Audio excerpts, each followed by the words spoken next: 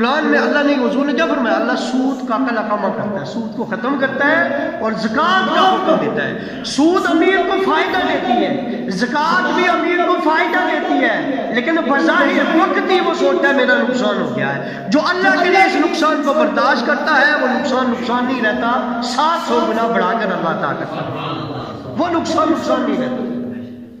جو اللہ کے راستے میں مال خرچ کرتا ہے وہ کم نہیں ہوتا۔ اگلی آیت بھی سنیں، ابھی حدیث پہ تو گیا ہی نہیں، اور حضور صلی اللہ علیہ وسلم میں لن تنالوا، یہ بلکہ آیت ہے، لن تنالوا البر حتى تنفقوا مما تحبون۔ ہاں، اللہ نیکی وہی ہے جو تمہیں چیز پیاری ہو اللہ کے راستے میں خرچ کرو۔ بندہ کہے گا میں نے تو بڑی محنت سے پسینے سے مال کمایا ہے، اب میں اس کی زکوٰۃ نکالوں، سال پورا جمع بھی تو کیا ہے تم نے۔ دیکھیں، پہلے کھانا خراب نہیں ہوتا تھا، حضور نے فرمایا موسیٰ علیہ السلام کی قوم نے جمع کرنا شروع کر دیا تھا، اب کیا من و سلوہ اترتا تھا نا، تو ان کو اللہ پہ یقین نہیں رہا کہ اللہ ہمیں اور دے گا، تو تب سے کھانا خراب ہونا شروع ہو گیا تھا۔ حضور نے کہا اس سے پہلے کھانا خراب نہیں ہوتا تھا، اب کھانا خراب ہے، کھانا خراب ہو جاتا ہے۔ کھانا خوراک کیوں؟ تاکہ مال جو گھر میں زیادہ بندہ بنا کے ہی نہ رکھ لے۔ گندم کی اب حفاظت کی جاتی ہے، لیکن کچھ عرصے بعد وہ بھی خراب، کچھ عرصے بعد آٹا بھی خراب۔ کیوں؟ تاکہ اضافی لائے تو غریبوں میں دے، کھانا اضافی بن جائے تو غریبوں کو دو، لیکن اب فریج سے ہم اس کا وہ کر لیتے ہیں، بچا دیتے ہیں۔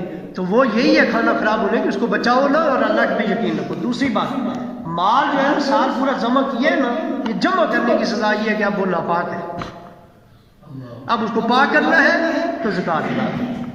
اب زکوٰۃ ادا کرو گے تو وہ مال پاک ہے، اب وہ تمہارے لیے مال پاک ہے۔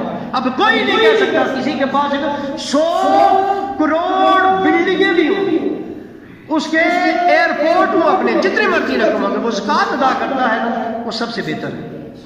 زکوٰۃ ادا کرتا ہے اس کا مال پاک ہے۔ اب آپ نہیں کہہ سکتے فلاں نے اتنی گاڑیاں اتنی بلڈنگیں رکھی، نہیں، اگر زکوٰۃ ادا کر رہا ہے تو اللہ اسے کہہ رہا ہے تیرا مال پاک ہو گیا، نبی پاک نے کہا تیرا مال پاک ہو گیا، ہم مان ہوتے ہیں۔ تو زکوٰۃ یہ چیز ہے، لیکن وہ بات یہ ہے کہ اللہ کہتا ہے یہ پیاری چیز، تو مال پہ اولاد پیاری ہوتی ہے، مال پیارا ہوتا ہے، اور اپنی جان پیاری ہوتی ہے۔ تو مال جو ہے یہ اللہ کے راستے میں نکالنے میں جو ایک چیز ہے وہ زکوٰۃ ہے۔ ابھی صدقہ خیرات الگ ہے، فلانا الگ ہے، اور ایک جگہ اللہ تعالیٰ فرماتا ہے وَلَا يَحْسَبَنَّ الَّذِينَ يَبْخَلُونَ بِمَا آتَاهُمُ اللَّهُ مِنْ فَضْلِهِ وَهُوَ خَيْرٌ لَهُمْ بل هو شر لهم۔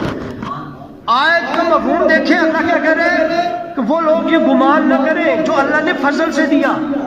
اللہ کہہ رہا ہے فضل سے دیا، بھائی اللہ نے فضل سے دیا تو وہ گمان کیا کریں گے؟ بہتر ہے نا۔ اللہ کہتا ہے وہ بہتر نہیں ہے، وہ تمہارے لیے برا ہے۔ اللہ خود کہہ رہا ہے میں نے فضل سے دیا، لیکن اس کے بارے میں گمان بھی مت کرو وہ تمہارے لیے بہتر ہے، وہ تمہارے لیے برا ہے۔ اور وہ کیا ہوگا؟ اللہ فرماتا ہے سَيُطَوَّقُونَ مَا بَخِلُوا بِهِ يَوْمَ الْقِيَامَةِ، وہ قیامت والے دن تمہارے گلے کا توق بن جائے گا۔ حضور نے فرمایا، حضور کی حدیث ہے، اس آیت کی تشریح میں بتا رہا ہوں، یہ حضور نے یہ آیت بھی حضور نے اس موقع پر پڑھی تھی جب حضور نے صحابہ کو فرمایا تھا زکوٰۃ ادا کرو، کیونکہ یہ جو زکوٰۃ نہیں ادا کرو گے قیامت والے دن تمہارا جو مال ہے یہ گنجے سانپ کی طرح، اور گنجے سانپ کی طرح، اس سینگوں والے 2 نشانوں والے سانپ کی طرح تمہارے گلے کا توق بنے گا، تمہاری باچھیں پکڑ کے کھینچے گا اور کہے گا میں تیرا مال ہوں، میں تیرا مال ہوں، میں تیری دولت ہوں، جس کی تو زکوٰۃ ادا نہیں کرتا تھا۔ تو اسی طرح پھر حضور نے یہ والی آیت صحابہ کو سنانے کے بعد یہ آیت پڑھی تھی کہ جو بندہ زکوٰۃ ادا نہیں کرتا قیامت والے دن گنجا سانپ کی طرح وہ اس کے گلے میں پڑے گا، اس کی باچھیں کھینچے گا، جس نے اپنے مال کی زکوٰۃ ادا نہ کی۔ اب آیت کا مفہوم سمجھے، اللہ کیا فرماتا ہے؟ دیا میں نے فضل سے ہے، فضل سے دیا۔ اب بندہ کہ اللہ کا فضل ہے تو بہتر ہے، نہیں، اللہ کہتا ہے وہ شر لکم، وہ تمہارے لیے برا ہے۔ کیوں؟ زکوٰۃ ادا نہیں کی، سال پورا تمہارے لیے پاک ہے، جو ہی سال گزرے گا اب اس کی آپ کو زکوٰۃ ادا کرنا واجب ہے۔ اب ان کے مصارف تھے، مصارف ہمارے رہ گئے ہیں، جو میں نے آیت جہاں سے شروع کی تھی اس آیت پہ اب آیا ہوں، ان الصدقات للفقراء، زکوٰۃ دی کس کو جائے گی؟ یہ دیکھیں، بس اتنا سمجھ، ایک فقیروں کو، والمساکین مسکینوں کو، دوسرا والعاملین علیہا، جو زکوٰۃ کے محکمے کے کام کرتے ہیں ان کو زکوٰۃ سے پیسہ دیا جا سکتا ہے۔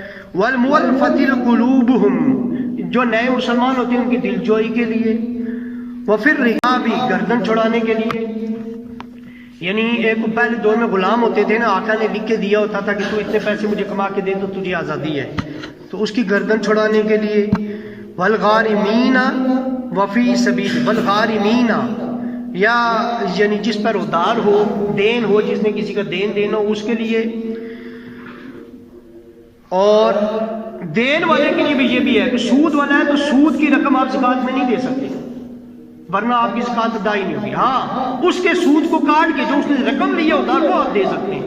یعنی ایک بندے نے لاکھ روپے اگر ادار کسی نے لیا ہے، اوپر 10,000 سود اس پہ چڑھا ہوا ہے، تو آپ اس کے لاکھ میں سے کم وہ رقم آپ اس کی زکوٰۃ میں سے دے سکتے ہیں۔ سود کی رقم دیں گے تو زکوٰۃ ہی ادا نہیں ہوگی۔ اور اس کے بعد وفی سبیل اللہ، اور اللہ کے راستے میں۔ اللہ کے راستے سے مراد کیا ہے؟ اللہ کے راستوں میں یہ بھی ہے کہ کسی بندے نے حج کرنا ہے، وہ صاحب نصاب ہے، بھائی 5 لاکھ روپیہ صاحب نصاب ہے، لیکن وہ کہتا ہے جی میں اس کا حج کرنا، حج کے لیے 5 لاکھ روپیہ کم ہے، تو اس کے لیے وہ زکوٰۃ کے پیسے اس کو دیے جا سکتے ہیں، لیکن وہ سوال نہیں کر سکتے۔ اس کو زکوٰۃ دیں گے، آپ کی زکوٰۃ ہو جائے گی، اس کو وہ حج کرے گا انہی پیسوں سے، اس کے پاس مال کم ہے اگرچہ وہ صاحب نصاب ہے، لیکن وہ صاحب نصاب حج کے خرچے کے لیے پورے نہیں ہیں، تو تب اگر اتنے ہیں وہ جان کی زکوٰۃ دیتا ہے پھر نہیں، تو حج کے لیے بھی۔ اسی طرح مدارس کا جو سسٹم ہوتا ہے اس میں بھی غریب طلباء پڑھتے ہیں، وہ بھی فی سبیل اللہ میں آتا ہے، بلکہ مدارس میں اتنی رقمیں نہیں ہوتی، وہ ٹیچروں کی تنخواہیں بھی اسی میں سے ادا کرتے ہیں۔ وہ ٹیچر خود یعنی زکوٰۃ لینے والے ہوتے ہیں، اکثر اتنے غریب ہوتے ہیں، اگر سادات نہیں ہیں تو سیدوں کو زکوٰۃ نہیں لگتی، یا پھر وہ بچوں کے ذریعے جو ہے وہ ہیرا کرا کے ان کو دے دیتے ہیں، بچوں میں بھی تقسیم کر دیتے ہیں اور ٹیچروں کی تنخواہیں بھی ادا کر لیتے ہیں۔ اس طرح بھی کوئی بندہ جہاد پہ جا رہا ہے، اس کی جہاد کا سامان لے کر دینا، یہ بھی فی سبیل اللہ ہے۔ تو اس طرح سے جو ہے نا یہ فی سبیل اللہ بھی زکوٰۃ ادا کی۔ وابن سبیل، مسافر کو بھی زکوٰۃ ادا کی جاتی ہے۔ مسافر اگرچہ مثلا کراچی سے کوئی یہاں آیا ہوا ہے، اس کے پاس کراچی میں لاکھ روپیہ ہے، لیکن ابھی اس کے پاس اتنی رقم نہیں ہے کہ وہ واپس پہنچ سکے، یا ابھی سفر کے لیے اخراجات اس کے پاس پورے نہیں ہیں، تو اس کو زکوٰۃ میں سے دے سکتے ہیں۔ اگر جب کراچی پہنچ کے امیر بھی ہو جائے گا، اس کے بعد پیسہ ہوگا، وہ زکوٰۃ جو دے چکے وہ لگ گئی ہے، اس کے لیے جائز ہے، وہ اس کو واپس نہیں کرے گا۔ تو یہ فی سبیل اللہ سے مراد یہ ہے، ابن سبیل سے مراد یہ ہے جو مسافر ہے۔ تو یہ 8 مصارف کس کے ہیں؟ زکوٰۃ کے۔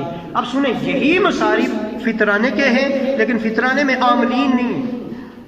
عاملین جو ہوتے ہیں نا، یعنی جو زکوٰۃ کے محکمے میں کام کرتے، وہ اس میں نہیں ہیں، اور جو فقیر ہیں، مسکین ہیں، وہ فطرانہ آپ ان کو ادا کریں گے۔ اس دفعہ 320 روپے جو فطرانہ ہے وہ فطرانہ سن لیں، بہتر یہ آج ادا کر دیں، رمضان میں ثواب بھی زیادہ ہے، کسی غریب نے کچھ لینا ہے تو وہ لے لے، پہلے بھی ادا ہو جاتا ہے، عید والے دن بھی ادا ہوگا، پر رمضان میں ثواب کتنا۔ تو فطرانہ جو ہے وہ آپ 320 روپے، کم سے کم فطرانہ یہ ہے 320 روپے پر۔ اس کے بعد 480 روپے جو ہے جو کے حساب سے ہے، اور اگر کوئی کھجور کے حساب سے دینا چاہتا ہے تو 700 روپیہ جو کھجور کلو ہے، 4 کلو کھجور کی قیمت ادا کریں، وہ 250 روپیہ بنتا ہے ایک بندے کا فطرانہ۔ اچھی کھجوروں کی تو اور زیادہ قیمت ہے۔ اسی طرح کشمش کے حساب سے کوئی دینا چاہتا ہے 6400 اور 4800 دو کشمشوں کی قیمت بنتی ہے۔ ایک بندے کا فطرانہ ایسا بھی ہے، جو جتنا امیر ہے اس حساب سے ادا کرے، اور کم سے کم فطرانہ کیا ہے وہ 320 روپے ہے۔ صاحب نصاب فطرانہ واجب ہو جاتا ہے اس کی اپنی اولاد کی طرف سے، جو بھی اس دن صبح صادق کے طلوع ہونے سے پہلے پیدا ہو گیا، ان سب کے اس کے اوپر واجب ہو جاتی ہے۔ بیوی کا شوہر پہ واجب نہیں ہوتا، یا شوہر کا بیوی پہ نہیں ہوتا، اولاد کا ہوتا ہے، تو نابالغ اولاد کر بھی وہ فطرانہ دے۔